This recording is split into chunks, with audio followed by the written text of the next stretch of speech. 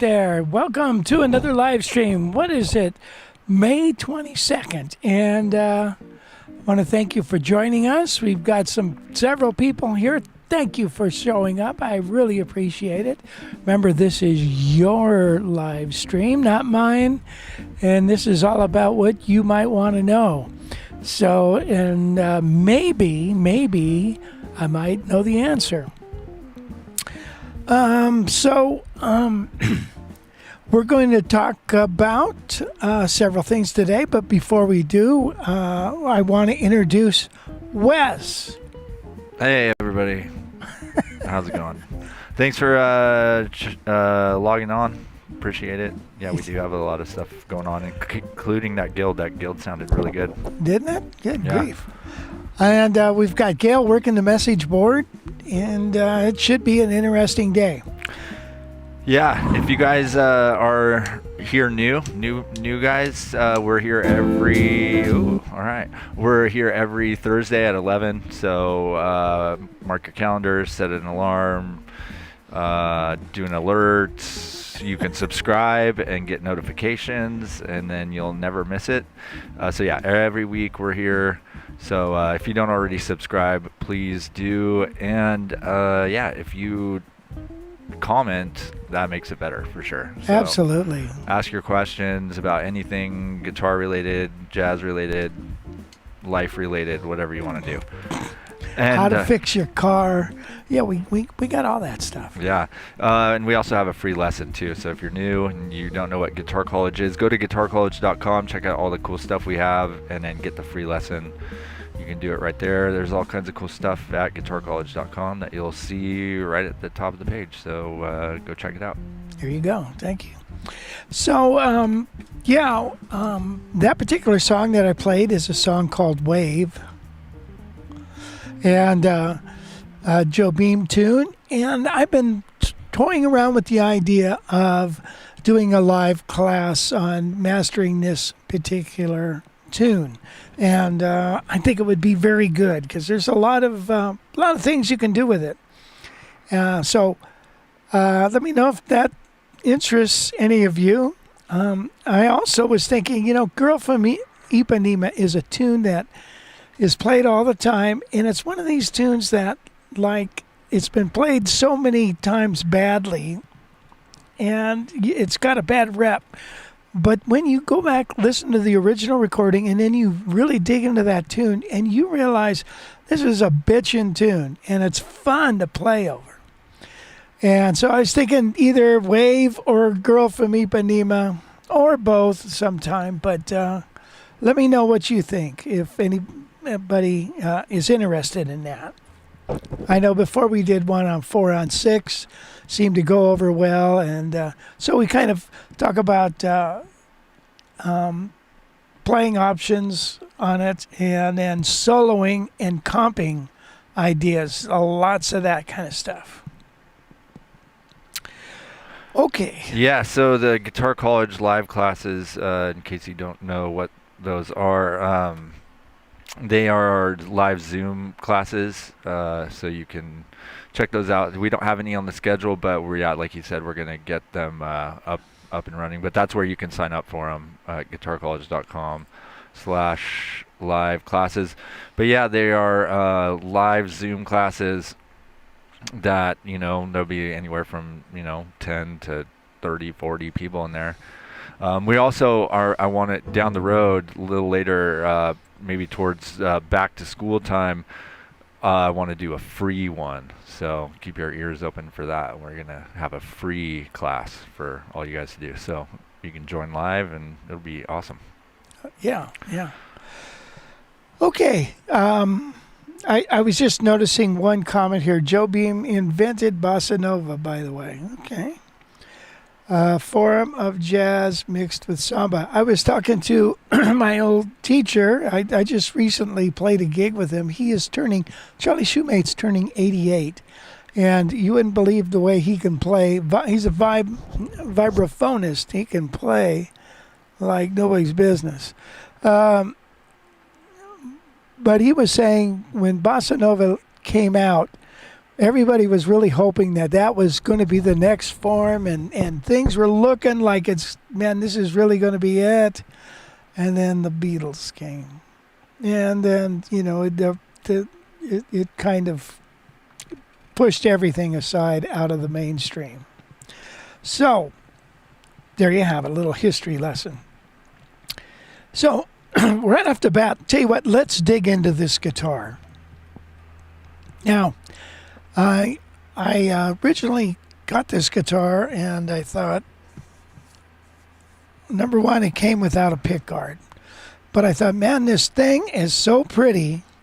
I don't want to put a pickguard on here that's all black and ugly, I want you to be able to see the finish. So isn't this great that you see that pickguard? I think that thing is, we got a clear pickguard. By the way, it was from Pickguard Planet, or Planet Pickguard, one of the others. Very nice people. And they actually emailed me a couple of times, wanted to make sure it's going to fit and all that. And they gave me some advice that I thought was pretty dang good. And when the tolerances are so close between the pickguard and the pickup ring, sometimes it's best to get the pickup on and then put on the ring, and then the ring will kind of jimmy itself in there. So I thought, well, that's great advice. Thank you. Now, I did a lot of cleanup on this. This guitar, it wasn't played much. I think it sat out in somebody's house for a long time.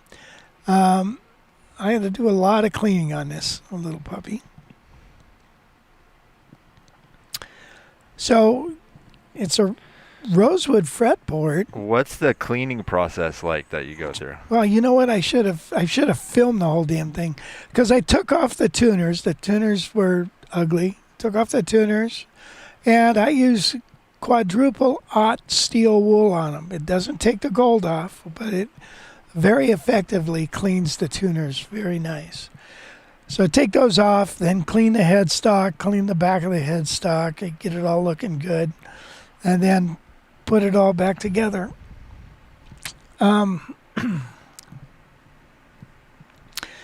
It had a split. Well, it still does, but it's mended. It's hard to see. You really can't see it in the back pickup ring. So I took care of that, fixed that, so that's secure. Nothing's going to happen to that. Take the knobs off, clean around there. Again, the gold on this was a little funky, so you gotta clean it all up pretty. Same with right there. And it was just dirty. It was dirty, and I had to hydrate the fretboard a couple of times. There was a couple fret ends that weren't so good, and so we got rid of those. What else? Just set it up, adjust the neck, adjust the bridge, and she's ready to go, man. Isn't it a pretty sounding guitar? Not only good looking, it's pretty too. And I gotta say, the dimensions of the guitar are really nice. So it's a 2.5 inch deep guitar, 24 3/4 inch scale length. Okay, so it's Gibson 145 length, 16.5 body depth. So it's not quite 17, but it's bigger than 16. And so that's that. And then, like I said, had to get that pick guard and brand new pickup, pick guard hardware. There you have it. That's it. Just clean it up. That's all she needed. And don't you think the tone of this thing is nice, Wes? Yeah, sounds really good.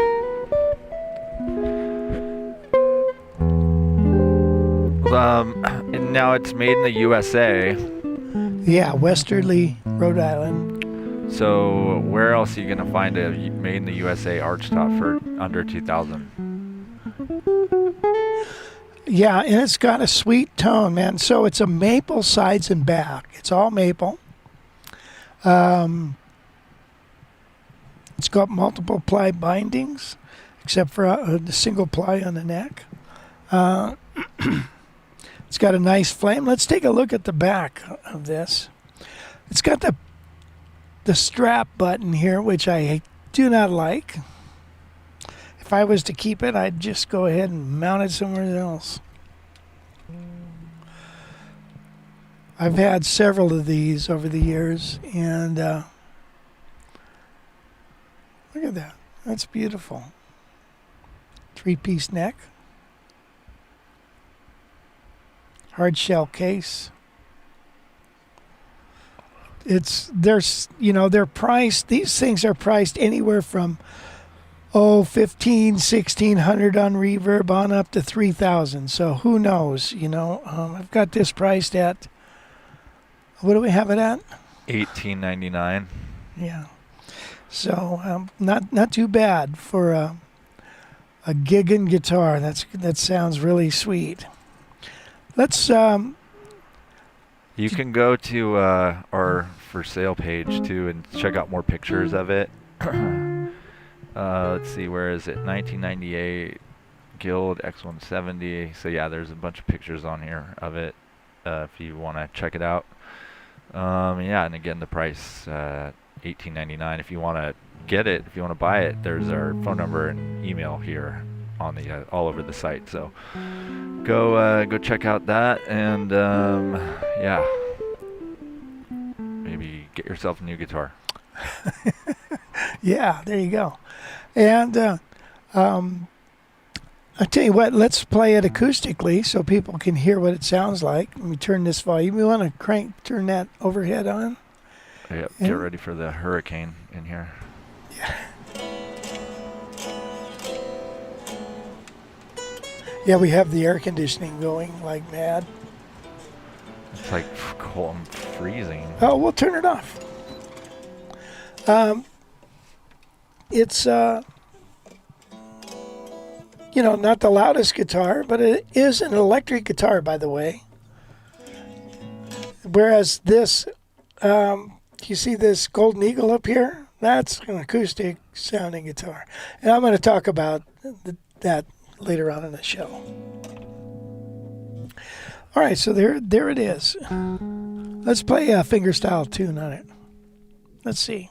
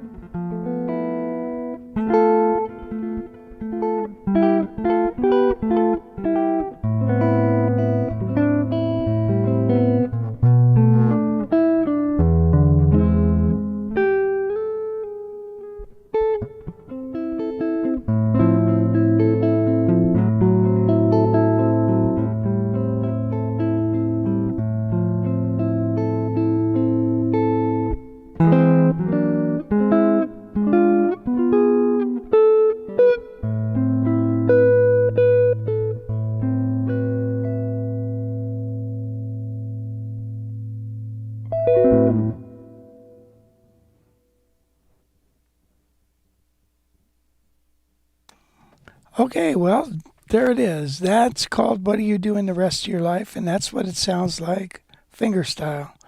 That's a beautiful tune, Michel Legrand. One of the probably my most favorite song in the world. What are you doing the rest of your life? The north and south and west of your life. Great lyric, huh? I have only one request of your life. Yeah, so there it is. It's got your typical frets by Guild, and they're a kind of a lower fret, if you will. But it's the Guild fret that they do, you know. And when you have a lower fret, it picks up some of the fretboard sound, and so I think that's kind of a good thing on this guitar. You gets you a nice different sound.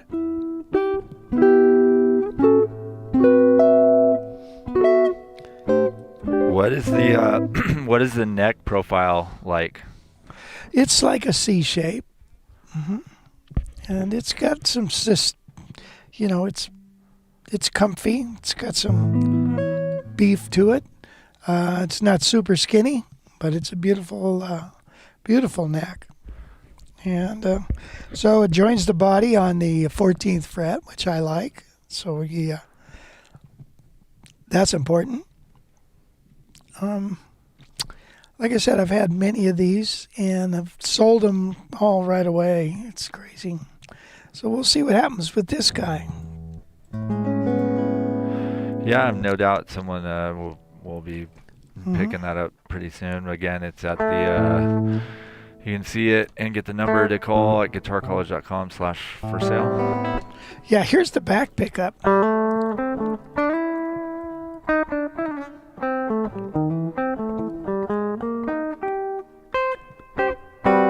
And the middle.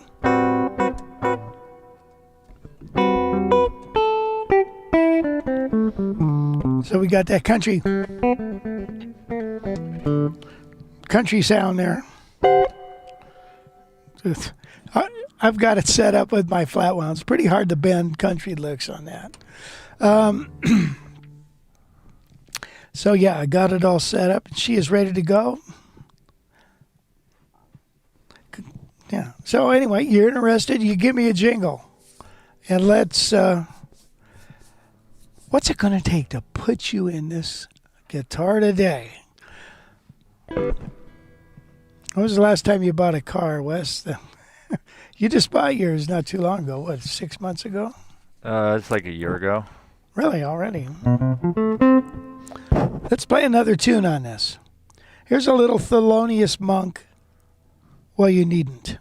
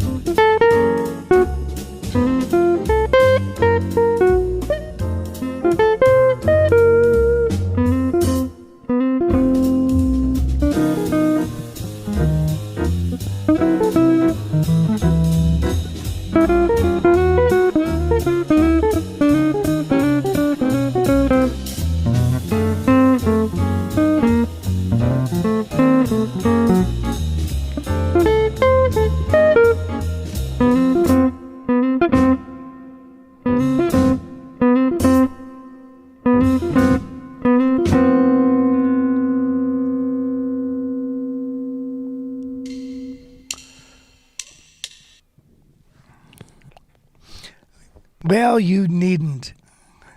Thelonious Monk. Kind of a trippy little tune, huh? So the changes are like F.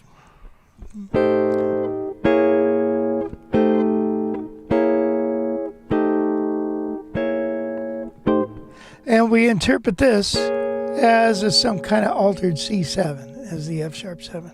And then we go.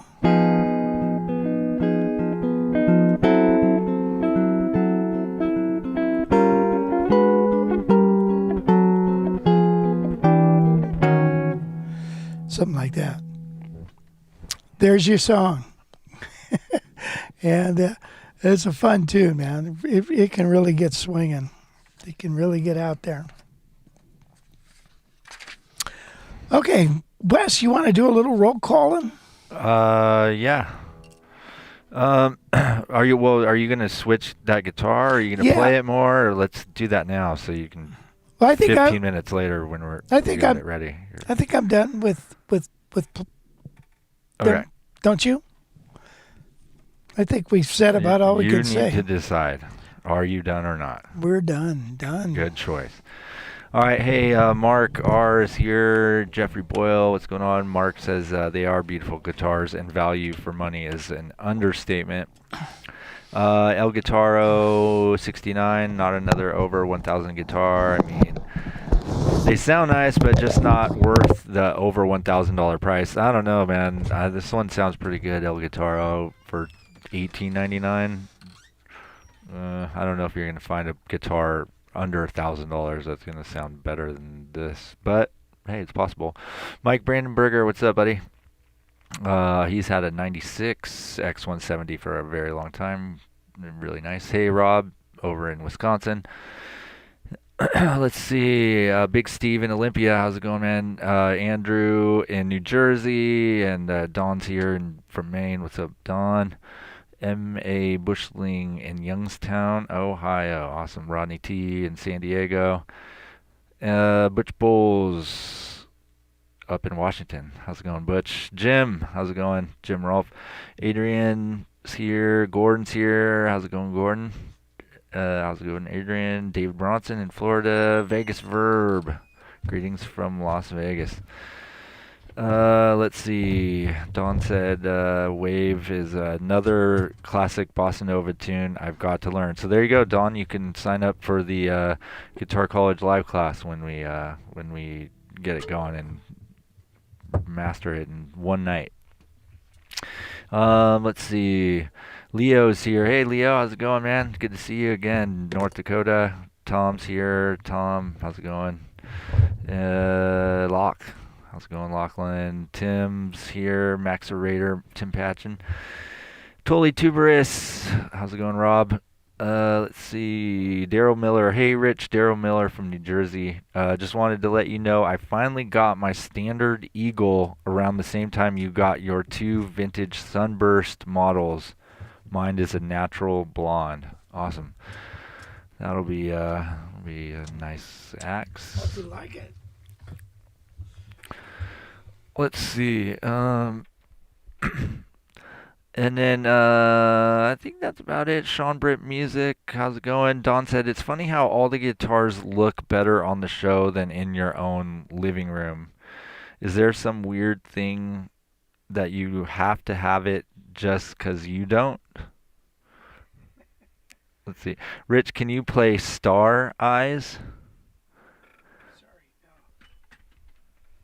Sorry, no, he does not know that one. Mr. Hippie Funk is here. He said he wanted it. I just sent an email, so maybe that's him calling right now. Mr. Hippie Funk, we'll look for your email and get back to you ASAP. And then Kirby, what's going on, Kirby? Kirby.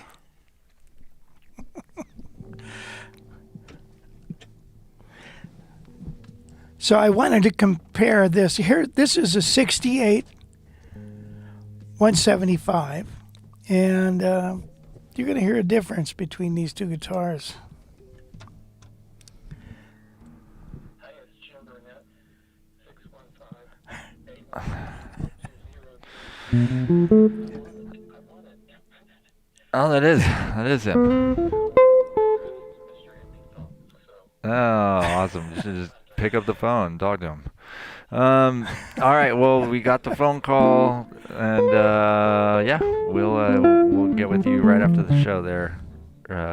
Forgot what you said your name was. Missed it. Okay. Yeah. So this particular guitar is a 68 175, and I think it's a little flatter, than the doesn't have as much body sound. I don't think as the one we just demoed. So I just wanted to get that out for a second.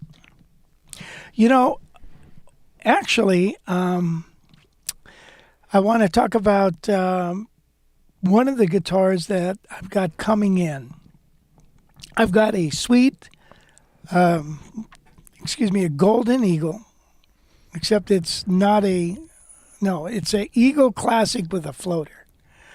Okay, it's got dots, fret marker dots, and but it's coming in and it's got a floater. And one of the things that people just, even though the physics of a floating pickup lets the top vibrate and supposedly you got a better sound, a lot of people don't care for that sound as much as a mounted pickup. And so what I'm proposing to do is I'm going to take that off and I'm going to mount a pickup on there. And I was thinking, I wonder which one I ought to put on there, a Seth Lover, or we just got some pickups from, where'd we get those pickups? Bartolini. Bartolini's, yeah. And then I've got a couple Gibson pickups to put on there. I could do that.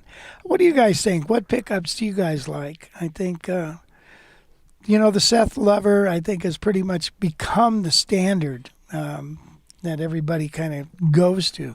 The classic 59s from Gibson, a lot of people like. But it's a real art to putting a mounted pickup in a guitar like this, because this guitar was built as an acoustic guitar. So the bracing is different than one built like this that's going to have mounted pickups. And what has happened in the past is people have just taken that pickup off and cut a hole there to mount it, and they cut the braces. And that's not always the best thing to do.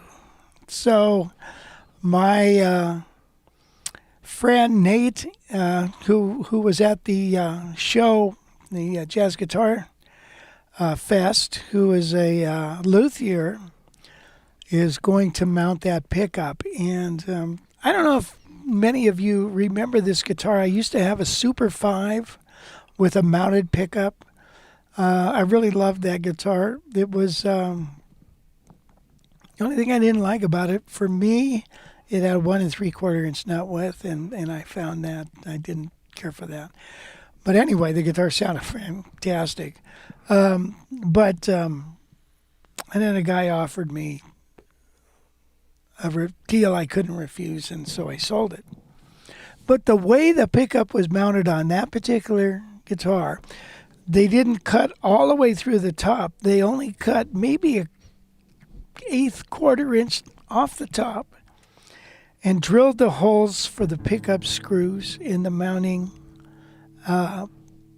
in the height adjustment thingamajigger. So they really did some really beautiful work on that. And so I'm trying to get a picture from the fella I sold it to. And hopefully I can show it to Nate and say, do it like this, because it doesn't hurt the structure of the guitar as far as strength. It leaves the top actually somewhat intact without the hole in it. So it'll be interesting. Okay, so I'll let you know. Hopefully I'll get that next week. We'll show it on the live stream. and then I'll have my guy do his work, and we'll show it on the live stream after that. Sweet. Sounds like a plan. Let's see. Tom said, actually, Daniel says, Husel makes some amazing PAF pickups from Germany. Really? Never heard of him. Husel, Haussel. And then Tom said, whatever you put on my 550 would be a great pickup choice. On your, who said that, Tom? Tom, yeah. I think yours was an older 550. It has a Schaller on it, which is, I love those Schaller pickups, man. They just kind of, they've got a lower mid-range sound, and I love, that's a great idea. I do have one of those sitting around. So maybe I'll go with that. Here's this ones that Daniel were mentioning, yeah. How much is that, Wes? I think it's in German, so I don't know. Oh. I'll have to check it out. Cool. But they got all kinds of stuff. And then, let's see, someone else had another comment. Let's see, Lou said, Hey, Lou. I'd let the buyer decide if they want a floating or mounting pickup. But no, then that's too much work. They're like, let me do a $1,000 job on your guitar after you buy it. Yeah. Lachlan said, Bartolinis are nice, but I'd check with Kent Armstrong. Not a big fan of Serb lovers. Tim said, Seth Lover has a wide frequency response, maybe too hot. By the way, thanks, Tim, for the tip. Appreciate that, buddy. Well, you can always lower the pickup. Hey, you know, on this guitar, I have one of the best pickups that I've found, and it's the HRW, which is an altered,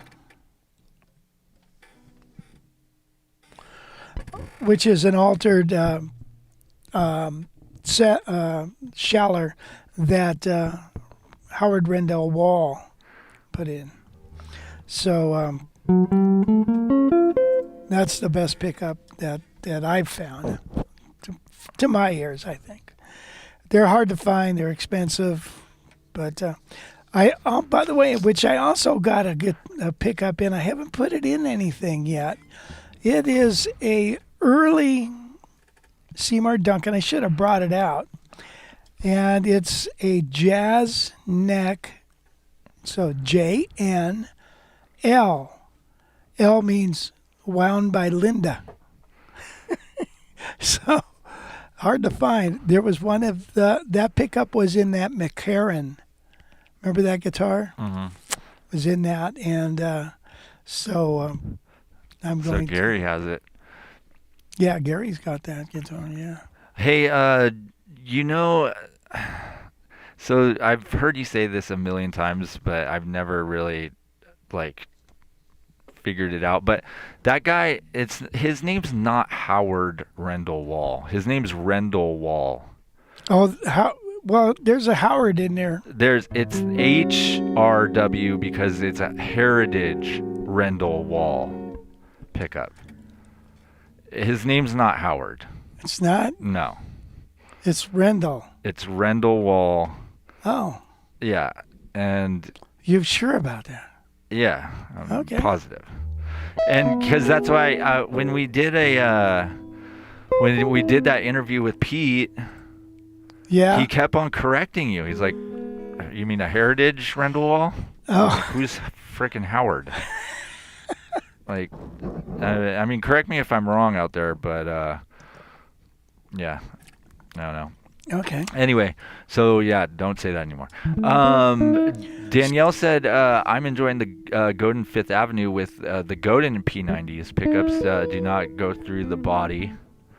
2 small holes for screw mounting and 1 small one for wiring to pass through. Oh, okay.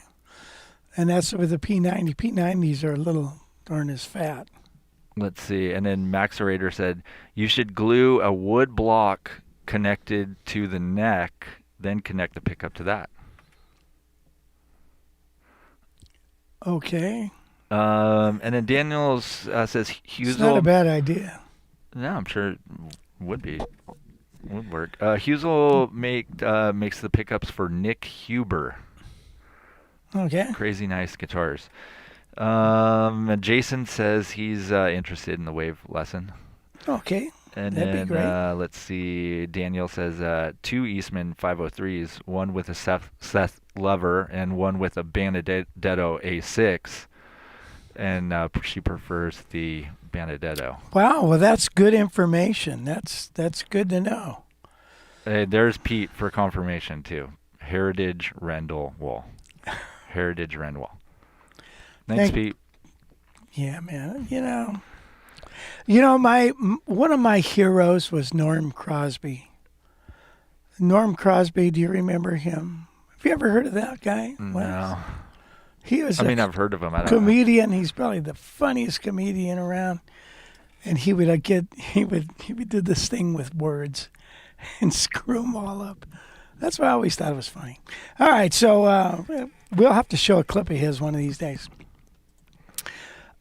Somebody asked what year is the Guild? It's a 98. Is that correct? Yeah. In 98. Beautiful shape for a 98. You figure that guitar is 25 years old. 27, right? So, yeah. Okay. And, well, we had, talking about the live classes, which have gone over great. Now, I have a lot of fun.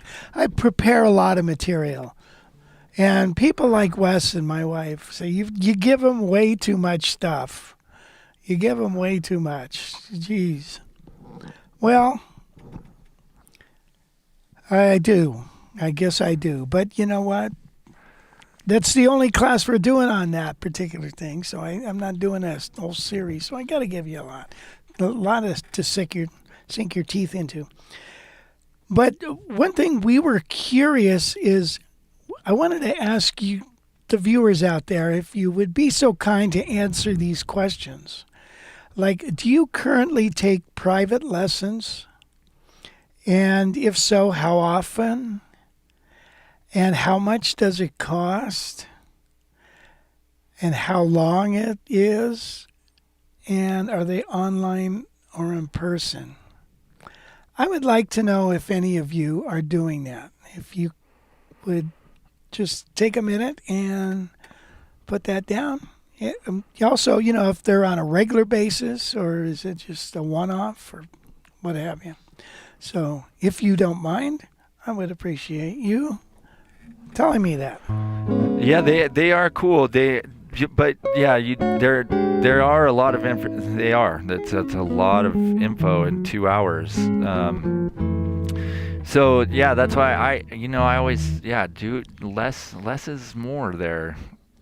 I mean, after Is it really? well, it isn't a pop song, but well, because the idea of the live classes, my idea was that people could sign up for all of them.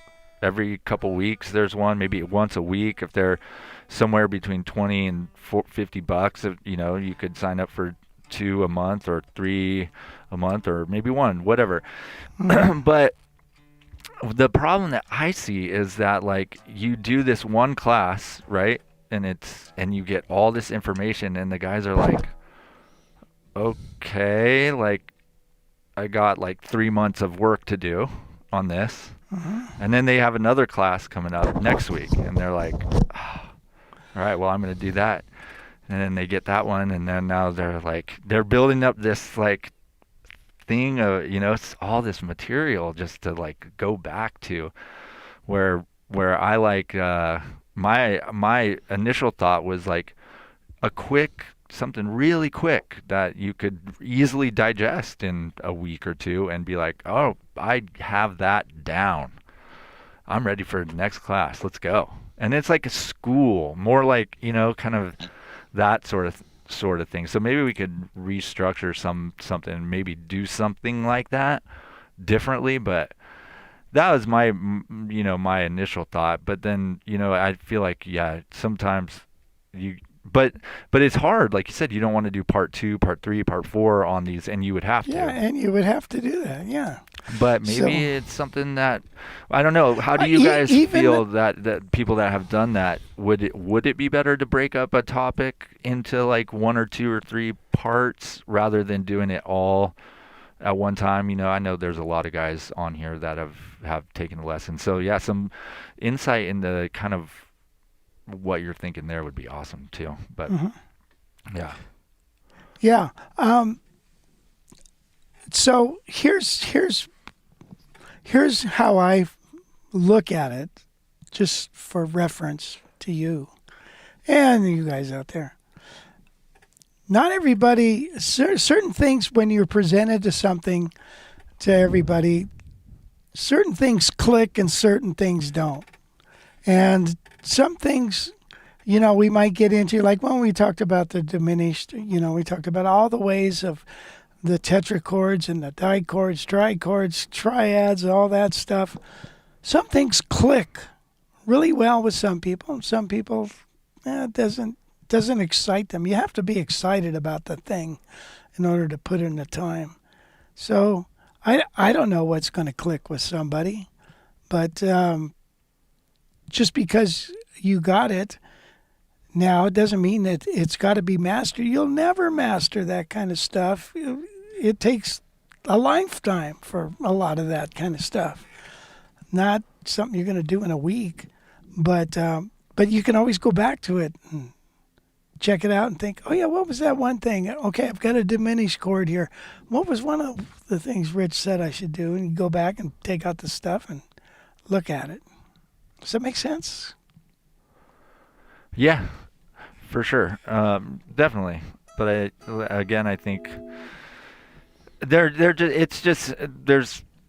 it's hard either way. I mean, it's like it is like a class, you know, so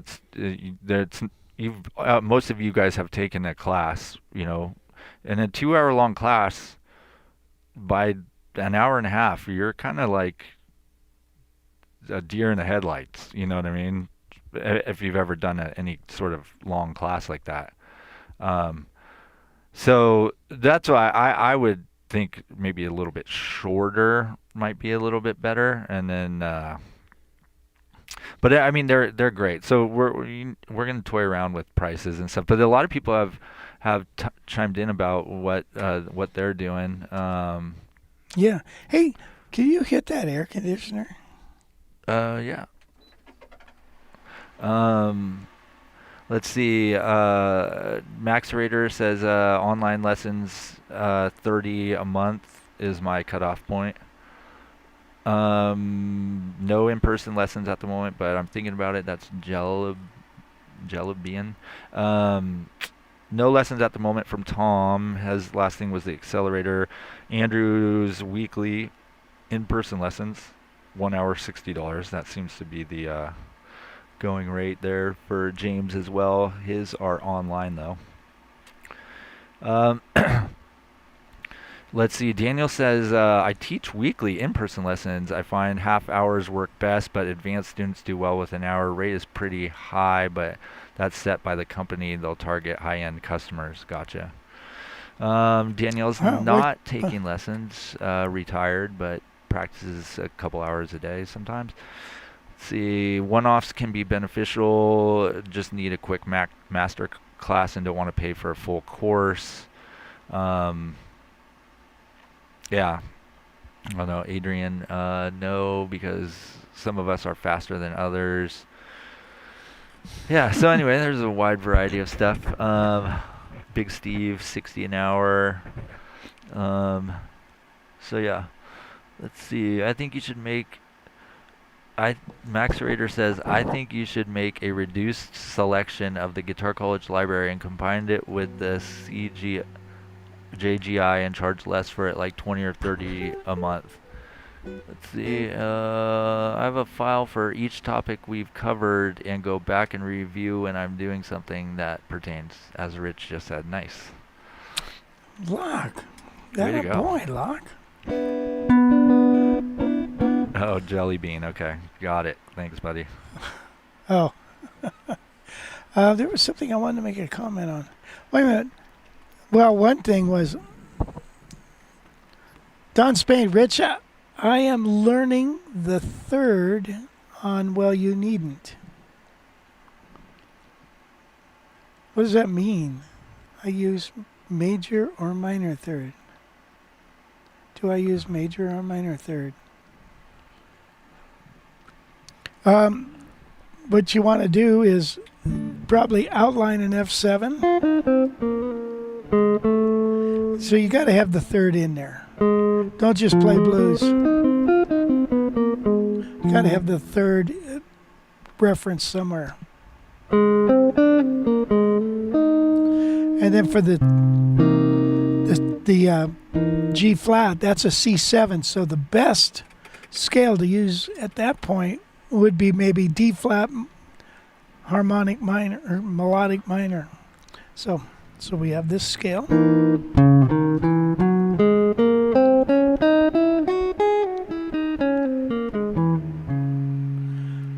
A harmony of the, if you harmonize the head, probably the major third.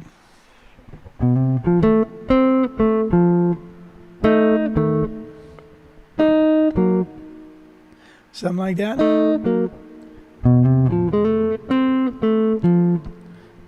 And then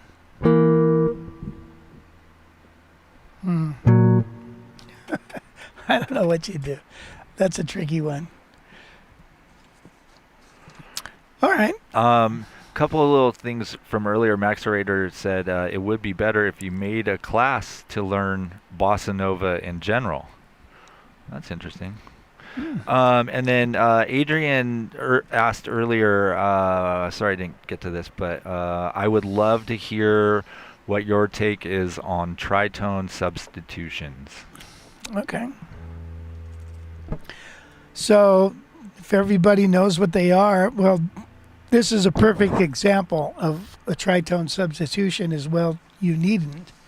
The song goes F, ba-doo-ba-doo, bum, bum, bum, bum, bum, goes up to G flat 13.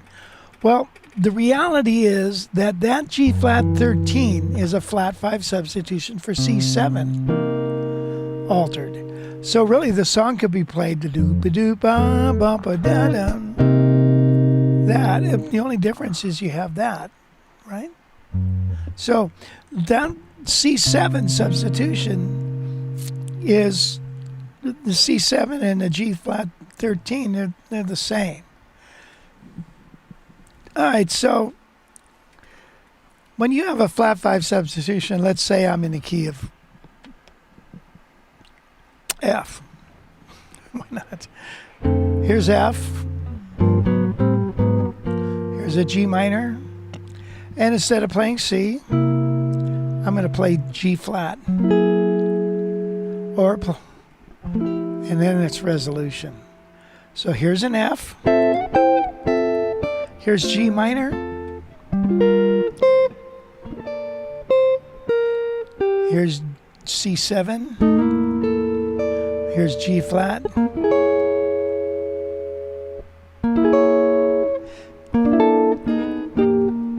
And back to F. So sometimes it's good to play them both.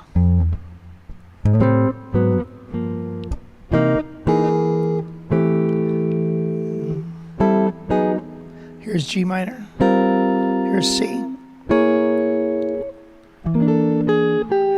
F.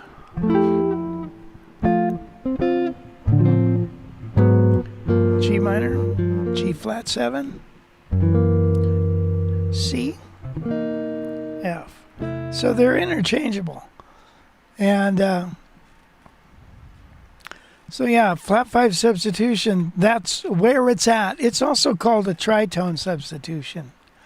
And the reason is because it has the same tritone. So in other words, F, C7, a tritone is E to B flat between the 3rd and the 7.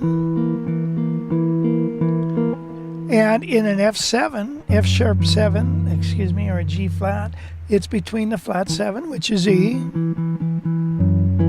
and B flat. So they share the same tritone. They share the same tritone. Now, with that being the case, you can take and put whatever upper partial, ninth, flat, you can do whatever you want on either one of those chords. In other words, you can make a 13, a sharp 9, if you will. It doesn't matter. It's all going to sound pretty cool. So here's a trip. Here's a G7, G flat 7, excuse me. Here's sharp 9 or sharp 5 flat 9. My God, it just looks like a C9, right? It's a C9. So.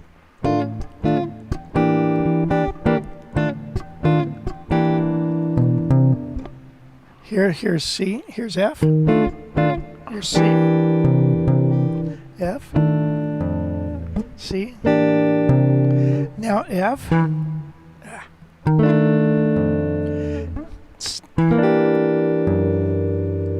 G flat.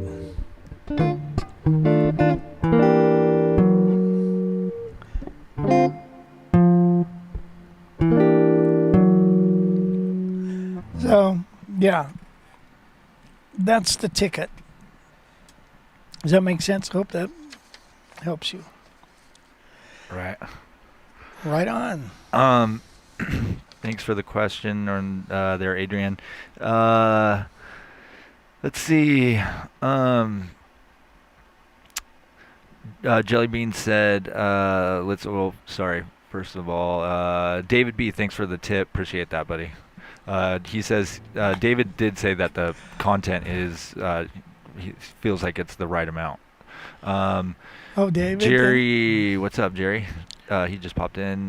Wave, he says, I'm in. Paul P-Man's here. Hey, Paul, how's it going, buddy? Let's see. My challenge, Jellybean, my challenge is finding the right sequence of material/lessons to keep me progressing gradually and in the right direction. It's hard to do with all the online resources. A live teacher would help. Definitely. Tim said, I like the live lessons you've been doing. They are months worth of work.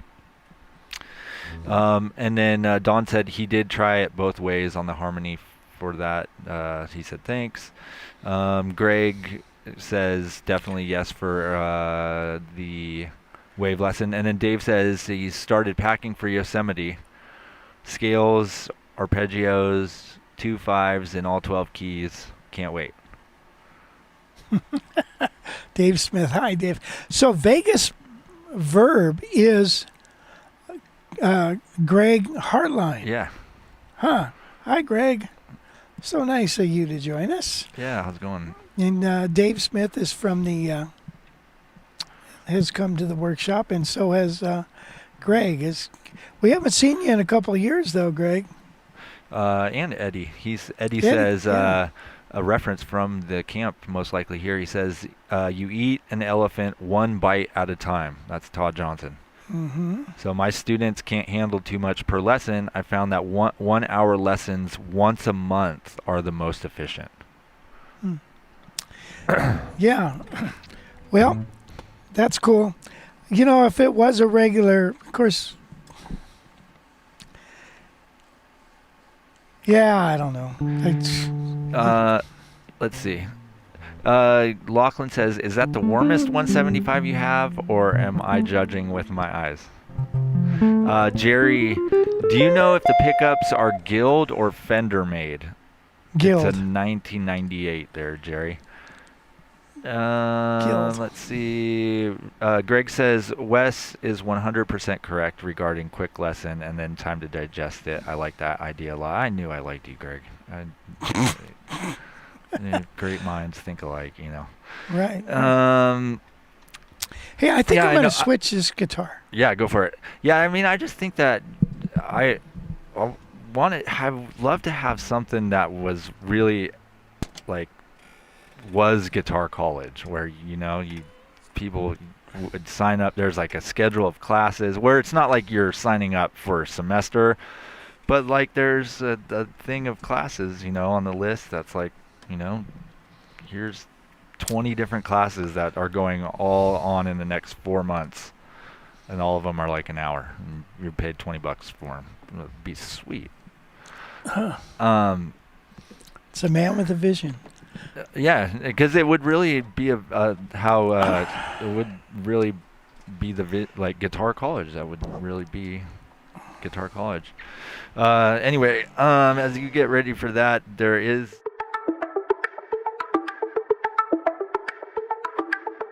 So a lot of you guys in the Bay Area probably know who Terry Haggerty is. We didn't really know who he was, but Terry Haggerty's L5 here, 1961. He just sold it at auction for $34,000. This thing is in pristine condition. And yeah, it belonged to Terry Haggerty, who is part of the group Sons of Champlin. That was a real famous guitar around here in Marin County because of the Sons of Champlin. This is from one of the people that were selling it, which was a longtime band in the 60s, 70s. He played this on tour all through 72 and 74 and in 1977, but pretty crazy price for this guitar here. Well, actually, Wes, not for that year. Yeah. No. It's crazy stupid, man. Yeah, there is some info on it does have like all kinds of info on the guitar itself. One thing that is interesting about it is it says Haggerty was the big star of the band, Sons of Champlin, and he played the L5 through 2 twin reverbs, turned really, really loud. So it fed back like crazy because it's hollow body. So the guy who had it and sold it, addressed the issue by adding sound posts underneath the bridge, a mod that can be easily reversed by the future owner. So yeah, imagine that, 2 twin reverbs coming out of that thing. That's what Bo Diddley used to play out of. You know, when you did a show with him, he'd have 2 Fender reverbs. He would take a chord from the input of one. You know how you got 2 inputs, and he'd take that and put it into the input of the other. So he could plug into the one, and then it would play out of both. Which I kind of miss that because I used to do that with, what amp did I used to do that with? I think it was with the very first Quilters, Mark IIs. You could do that with. It's crazy. So, yeah, that's kind of neat. Yeah, so Chaplin, that's what Dave said, Sons of Chaplin. Eddie and Dave both talking about it here. His dad was a big band guitarist. He was really a monster player for Mill Valley. They were a huge band in Northern California. Yeah, that's cool. Love to hear that thing out of 2 twin reverbs, and especially with you like, what kind of music is it? I mean, if it's feeding back and stuff, is it like, was it jazz or was it? I would guess it was rockabilly or something. No, it was probably more like Quicksilver or Moby Grape. Oh, I think it was like fusion jazz, right? I think that's what I saw. He was like a fusion player. Oh. I don't know, Rob sent me the article. Rob probably knows. Totally tuberous here, but let's see. Eddie saw him several times. Yeah. Let's see. There was something. Oh, Mark Larkins just popped in. How's it going, Mark? Oh yeah. Daniel said, if you need any adjunct lecturers, you can hire me, he said. So that's another cool thing with the Guitar College concept is like start bringing in some new different teachers and stuff now all of a sudden. There's a couple other teachers involved in the mix, all on Guitar College live classes. And now we're really filling out a schedule of stuff. You know? I'm all for that. Wouldn't that be sweet? Yeah, sure. It would be cool. Less I got to do. I mean, all it would be would just be like me running Zoom meetings all day. It's not that hard. Yeah. Let's see. Let's see. Rob said it was so-called white soul, kind of like funk, is what Eddie said. More Quicksilver. Two twin reverbs was the go-to clean sound in the 2000s metal scene. Big reason I bought my twin reverb. Oh, that's interesting. Not so much anymore, I'm guessing, on that front. I've had a couple twin reverbs, and it's like the last one I had, oh man, I thought, what am I doing with this damn thing? Good God. Finally got rid of it. Boy, phew. I think the best amp I ever had was the very first one, the Vibro Verb. Other than these modern amps, as far as, but I like that Vibro Verb. Back in the day. So, I was thinking, well, I was going through, let me see this on here. Maybe it's not on here. This particular guitar is one that has as you can see, the floating pickup. And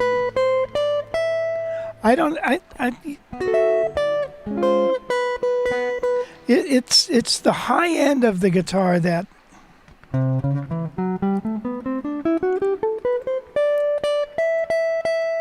of course, maybe it needs an adjustment, but that the floating pickup doesn't do it for me. You know what I mean? So I'm going to try it on this Heritage that I'm going to be getting. We're going to try putting that pickup on there, and depending on what a beautiful job Nate does, then we'll see. And then, if all is great, I think I'm going to do it to this. Call me crazy. I don't care. Call me crazy. Let's see. So wait, what the high end on that? That's even with your strings on there? Yeah. David said he's guessing his idea to sell you his twin reverb has not gonna pan out for him. Yeah. Second happiest day in a guitar player's life is when he buys his twin reverb. Oh, here's one for you. Instead, you can get this. Dave says the only thing heavier than a twin, the JC 120. I have one. Anyone want to buy it? They make great boat anchors, man. Jeez. No, thank you. Okay, Eddie Davis. Wait a minute. What is he saying about the Quicksilver group? He's talking about the Sons of okay. Chaplin. Oh, okay. All right. Yeah. Oh, I see. They were like Chicago or something. Oh, okay. Yeah, really, in 1961, those must be original PAF pickups. And so that guitar, just by itself, forget about who owned it. Well, yeah, it is going to be up there in that price range, believe it or not. And it says that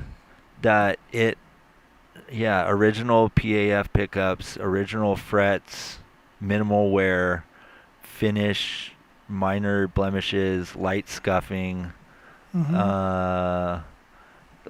Let's see. Guitar comes with original paperwork and a hang tag, original case. So he probably bought that thing. Probably, yeah. 61. I don't know how old the guy was, but I don't know. He's still around. He didn't die or anything. He didn't? No. Oh. Yeah, he's still. But everyone actually on Facebook, on the Facebook post, was wondering why he was selling the guitar and asking if he was okay and that sort of thing, you know. And there's like, yeah, as far as I know, he's doing fine. Yeah. Just needs some money. I hear you. The It's crazy because I had I forget, I had a 62 175. Those are through the roof. I had a 62 Les Paul, that looks like an SG. Those things, prices are through the roof. And then I had a L5 that was, I don't really, with the pointed pickup, with the pointed, kind of like the one I got now, with the Florentine cutaway. And I think that was like a 64. And that particular one, through the roof now, price-wise, it's like, wow, crazy. There you have it. Yeah. Let's see. Tom had a question here, which is pretty interesting. Just curious. The X-170 has a laminated top, and the Guild A150 has a solid top. Are you sure about that? But the 150 is less expensive. No. What gives? It's the X150 that is solid, not the A150. The A150 is like a 175 with one pickup, I believe. I think. No. Well, the A150 isn't it the one with the? No, that's the X150 with the Diamond. Yeah. It's the A150. We'll put it in what are we looking at here? Oh. Put it in A150 there. Sorry, my thing's frozen. Hold on. Oh.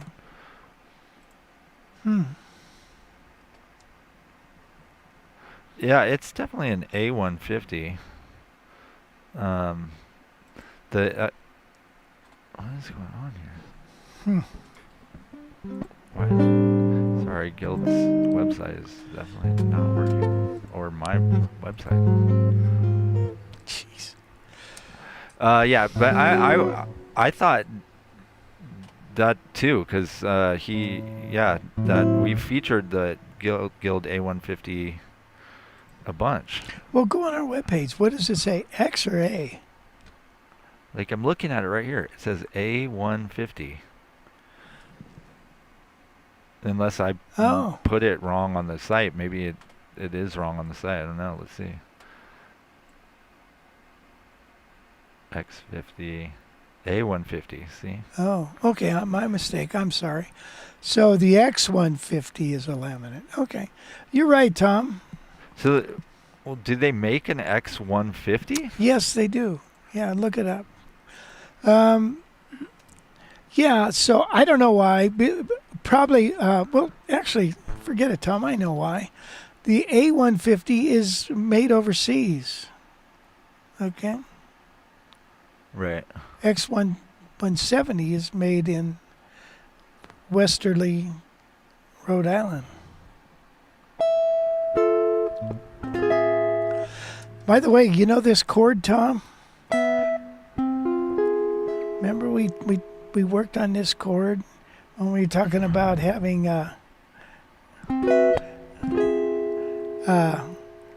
altering stack force? I just ran across this chord in a song, and I thought, wow, that's hip. Yeah, put that on there. Sorry for the scatterbrain there, but I spent a month converting my Fender Twin to separate lead and speaker cabinets. Both are heavy, but I can take them gigging. Yeah. The A150 does have a solid top. Yes, right? You're right. Yes. Yeah. Solid spruce. I don't, but yeah, it's made overseas. Right. Let's see. PJ said, I noticed, or didn't notice, the clear pick guard right away. Also, the bracket, which doesn't interfere with the top. The instrument is truly beautiful. Yeah, it's probably sold by now. Which one? This? Ours? The Guild. The one with the clear pick guard. Oh. Well, I hope so. I hope it goes to a nice home. I'm sure it will. Yeah. So you want to play more with that guitar, or what are you doing? Yeah, I'd there? like to play a tune with this. There's a tune. I don't know. You pick up the guitar and all of a sudden the song jump right out. And one of them is Quiet Nights. Where'd it go? I thought A, B, C, D, F, G, H, I, J, K, L, M, N, O, P. Oh, it's not on here. Never mind. I play it.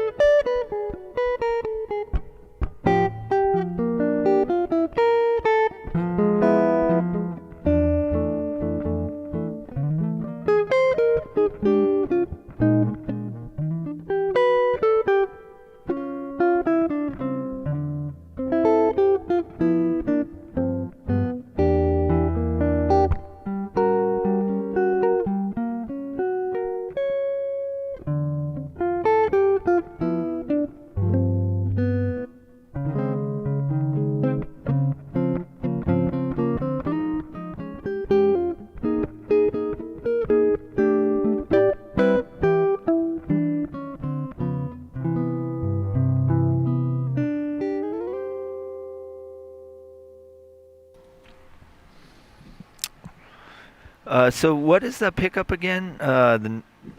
Eddie's wondering, what is that neck pickup? It looks like it's floating. It is. It is floating. It's the stock one that came with the Heritage, which is, I believe is a Heritage pickup. I don't know. Maybe Pete Smith would know.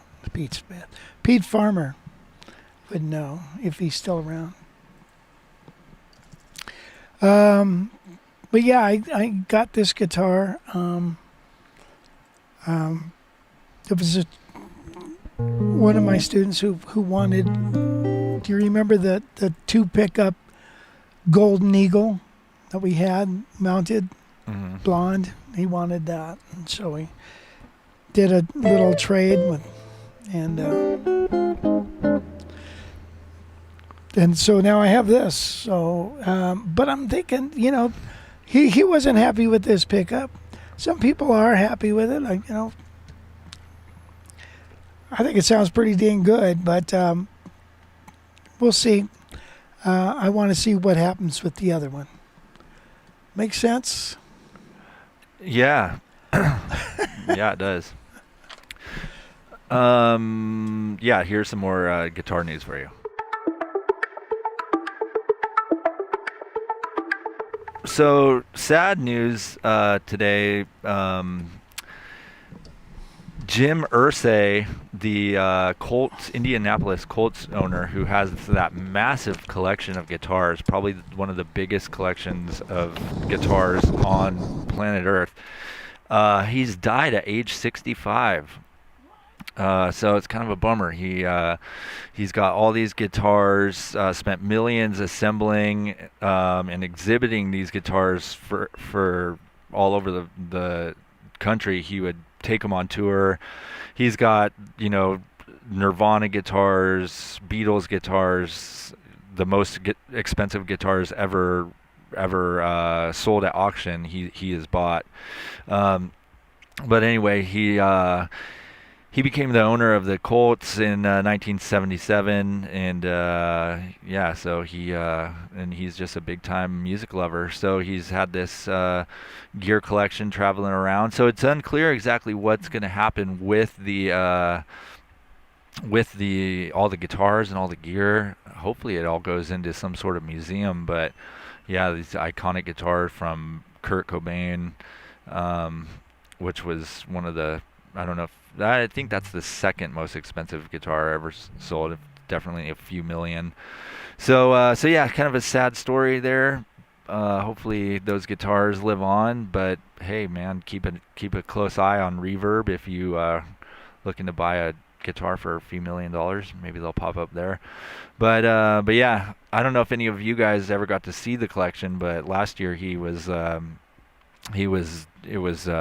touring around, and it showed up at the down in LA, I think up in the Bay Area a couple of years ago. But he would it was free. He would let anyone go check it out for free, and then hold like a concert and stuff to go with it. So big time loss of a big time music lover, and yeah, kind of sucks. So we'll see what happens with that collection, and we'll keep you posted on that. But Daniel also mentioned that he had died, and yeah, museums worth of stuff. So yeah, including I think one of Ringo's drum sets that was it's like one of the only like fully intact drum set or something. Just pretty cool. It's weird how to a player, you just kind of use your equipment and then use it and abuse it, and then all of a sudden you're famous, and now it becomes worth a lot of money. Yep. It's weird. Yeah, too bad that didn't happen with your stuff. Hey, I'm not dead yet. Do you guys remember magazines? Remember what a magazine is? You took it to the outhouse. Guitar.com is about to fire up their printing presses once again after 4 years hiatus. So get ready for the triumphant return of Guitar.com magazine, and their sister brand Music Tech also coming out. They're coming out 29th of May, 31st of July. It'll be every other month. The company that owns them apparently relaunched another magazine that they own, which is a film-related magazine, and it was a big success. So they were like, "Hey, let's do it with Guitar.com." It says both of these magazines will come loaded with unmissable features, expert reviews, and loads more. New magazines will reward global audiences with thought-provoking features and insightful reviews of brands world famous. Boy, that's quite a promise, huh? You will be rewarded with thought-provoking material. Right. Mm-hmm. Okay. Wow. Wonderful. Yeah, people still like to get brochures. We just got a Full Compass magazine in the mail. And I was telling Gail, man, I haven't gotten... Like a catalog. Catalog, yeah. In the mail. I haven't got like a Sweetwater or a Musician's Friend catalog. We used to get those all the time, right? And remember the Sears catalog? Oh, yeah. Oh, man, it was best. fun to look around. J.C. Penney. It's not the same doing it online. It's not as much fun or something. But too, people are buying vinyl. People are selling their vinyl. If you put out a CD, put it out on vinyl. It sells better. Crazy. Yes, now we're talking Birdland. That's David Smith's comment. David's got a Birdland and a 68 175. Am I correct in saying that?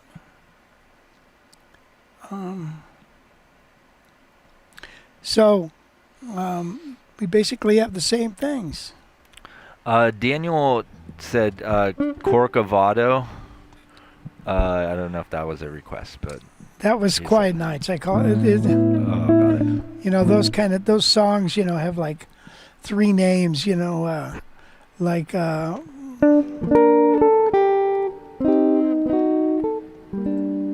Day in the Life of a Fool, Black Orpheus, or there's another name for it too. Day in the Life of a Fool, Black Orpheus. I don't know. There's about three names for that song. Okay. Rob Riggs says all new record releases have a vinyl component. And he ought to know. He makes the labels for a lot of these records. Nice. Yeah. Okay, I'm going to play a tune. All right. We played this the other day. I did this gig. It was at a jazz kind of festival thing. I don't know. But it was with probably the best drummer around this area and the best bass player. Both were at our Jazz Fest. One night we had Daryl Voss, and Dylan Johnson. And then on Vibes was my old teacher, Charlie Shoemate. And it was a very fun gig. And here's the tune we opened with.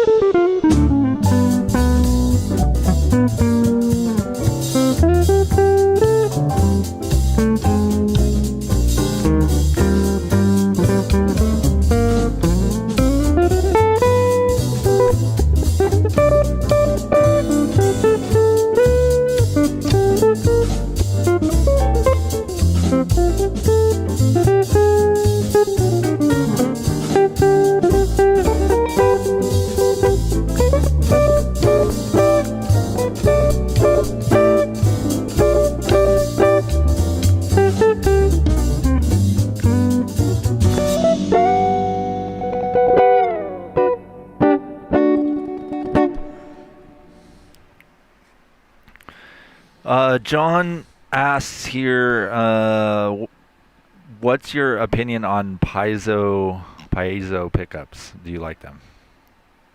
Yeah, I think they're pretty neat. I don't, like David Becker's got a 575, and then he had the David Becker model. They had his own model, which was a deeper guitar, was like 175 depth, but he also had a piezo pickup installed as well. So he had a bridge pickup, a neck pickup, and then a piezo bridge.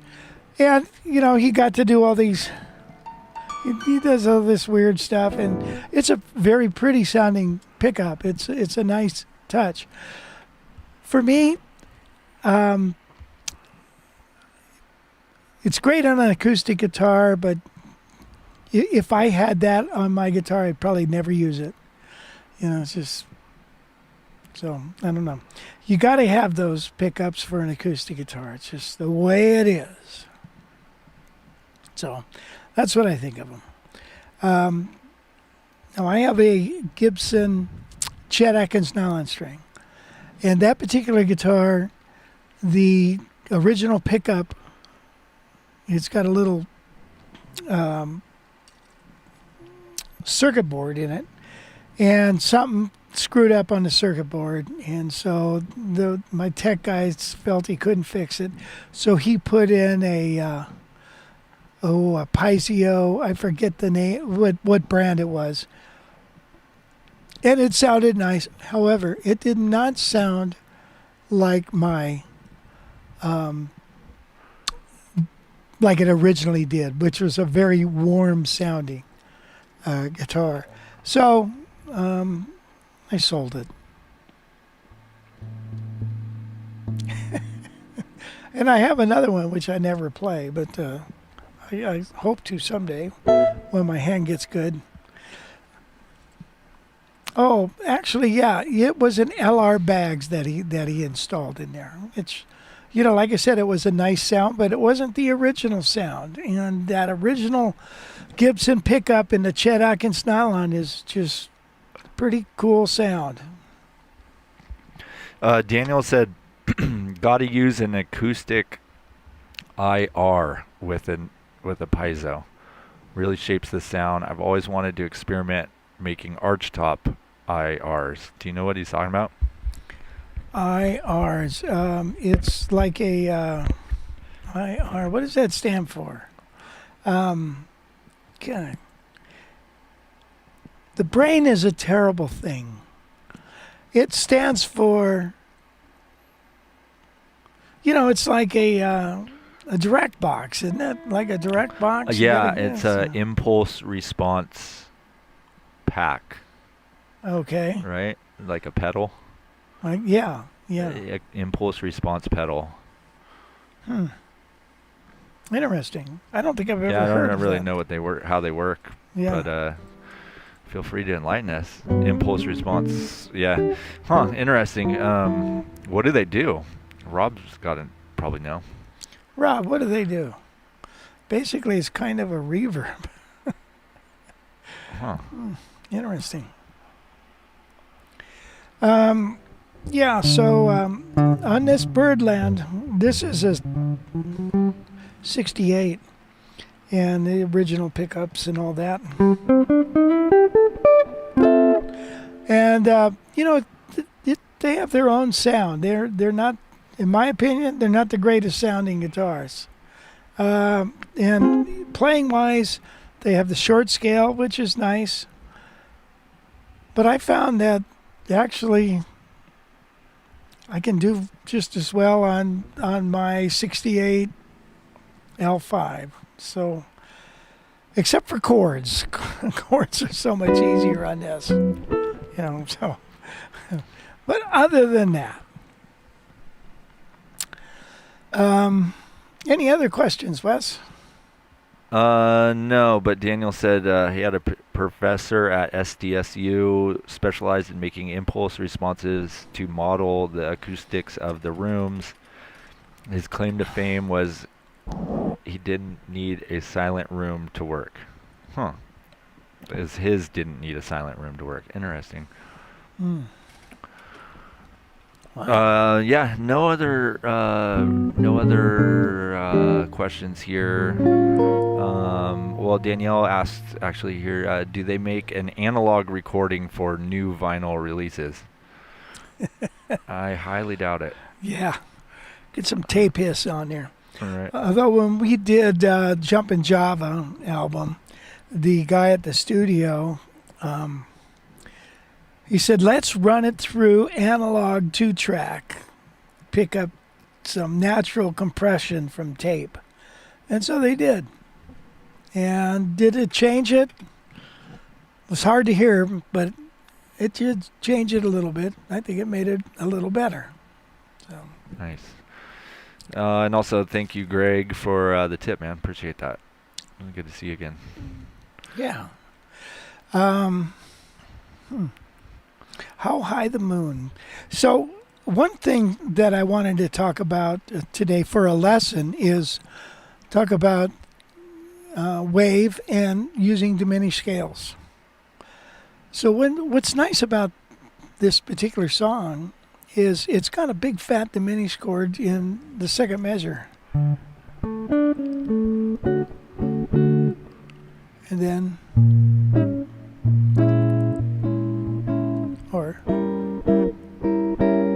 so it's got this big old B flat diminished chord.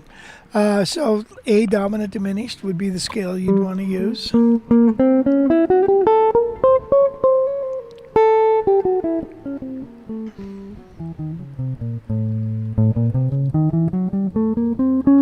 And then it goes to A minor, and then it goes to a D altered. And so there's a perfect opportunity for now us to use the D diminished.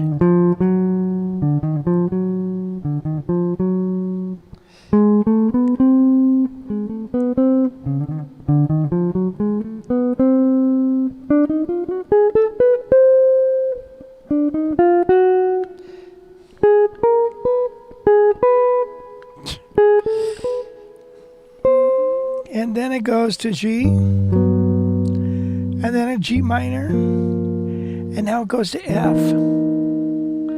Now I could put an F sharp diminished on there, F sharp dominant diminished.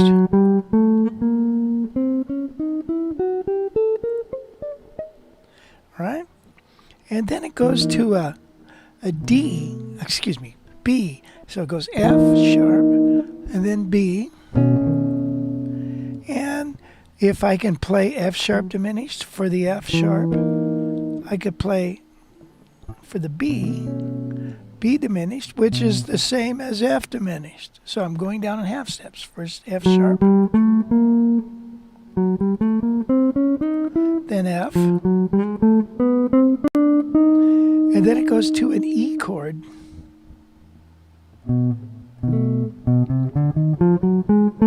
Then E, so then I could play now an E diminished, dominant diminished. And then it goes to an altered A chord. And if I wanted to use that diminished sound for that, again, I could use E flat.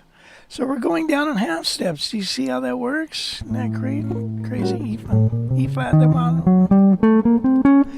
So from here we've got F sharp diminished, then F diminished, E diminished, E flat, and there. So it's kind of a crazy little thing. So that particular, if you don't have the whole gist of that, but that's how some of these diminished things work. Going down in half steps, they have a tendency to go around the cycle of fourths. So you really got to know them. They're easy to get confused on stuff. So, but experiment. because the diminished sound is a very, very nice sound. There's so many diminished types. Scale.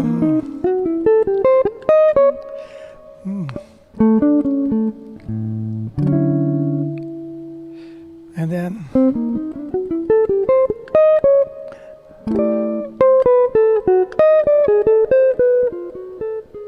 And then a minor, and now our F sharp diminished, B, E, A, and back to the D minor. Hope I didn't lose you on that, but that is a way that the diminished chords can be going down in half steps, the diminished scale, and they go right along with the chords, F sharp, B, E, A, and then D minor. So, ta-da! Paul P-Man, speaking of confusing, said an impulse response can be a reverb or a capture of a speaker cabinet or other pieces of gear. A signal is sent through the room, the speaker cabinet, amp, or other gear. Then the signal is removed, giving you a virtual capture of the room or gear. Make sense? That still can't really wrap my head around that, but thanks, P-Man. Yeah, Yeah, okay. Hey, Jim Rolfe's here. Hey, Jim. Yeah, Jim said 2-hour Zoom lessons are worth $100. Yes, a lot of information. Covering a song like Waves would be a great idea. I think a shorter lesson for the same price is still a good value. Yeah, I agree. Well, yeah. Actually, you know what I did, and you might think about this for any song that you do, that you have a tendency that you want to double time on. And that is to take the chords. Let's say we took Wave. And so the song goes.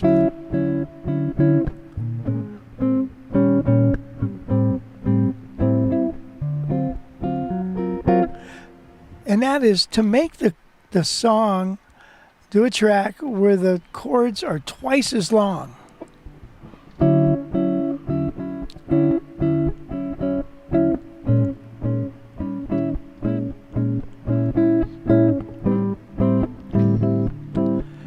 And why would you want to do that? Well, you would want to do that so you start thinking in longer lines and for longer periods of time. Then, when you go and play the song at normal speed, you're used to playing these long lines, which in this case now you would double time. Now you can double time those lines. In other words, if I'm going, all right, so that is two measures, 1 and 2 and 3. If I'm running. Now, if the tempo is then it would be. You see what I mean? And then if we have a diminished chord, then I go.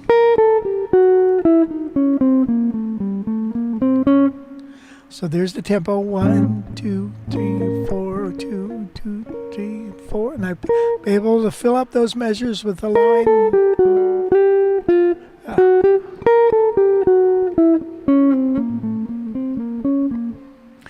Now, when I come to play the song,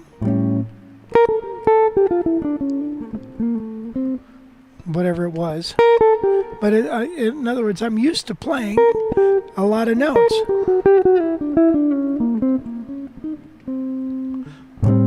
A minor. There's two measures. One measure.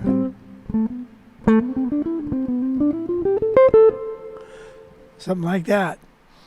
So that's a great way to start learning how to double time. Did you get that, Wes? yeah, Working on it back here right now. Atta boy. Nice double time tip. Yeah, you're welcome, Eddie. Yeah. It's so hard to think of, you when you go to double time, you think I just run out of ideas. And it's, well, you've got two things working against you. Number one, the chops to pull it off. Number two, the ability to create 16 notes instead of 8. So you have to get used to being able to do that. Create 16 notes over in a measure instead of 8. And then, so maybe that'll help you. Make sense? I sure hope so. All right. William Melton just popped in. You made it, buddy. William, what's up, buddy? David Bronson, good show, guys. Got to run. He's got a hot date. Nice. Nice. Well, what do you think, Wes? We're going to round it. Is it about time? Was that English? Yeah. Well, I want to thank everybody for coming to this. And remember, we can't do this unless you guys show up. And I really appreciate you loyal people. That's really wonderful. Again, if you're interested in the guild, you let me know. Or any of our guitars. If you want to, actually, if you're interested and you want to really a deep dive into any of the ones I have, I don't mind Zooming with you, and you can ask all the questions. I can show it to you up close. I do it all the time. It's kind of a neat way to demo a guitar, So, because I know it's buying over the internet can be risky. Believe me, I know. And it's like Don said, how come the pictures always look better than when you get it in person? It's because the lighting and stuff. And that transfers over to reverb when you're on there looking and you think, wow, that looks really good. And you get it and it's like, what's this rattling around inside? Or, or just everything looks dull and stuff. So if you get the idea. So anyway, give me a call. And it sounds like we've got some interest, Wes, for doing a live class on Wave. And it'd probably be, I think it would be a good class. Anything else? No, let's wrap this up, buddy. Let's go. Okay, here we are. Bye.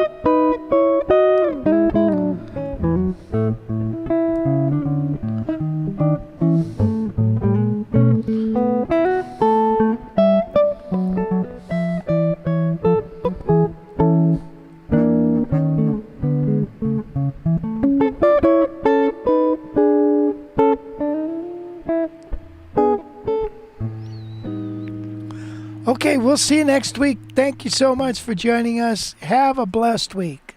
Talk to you soon.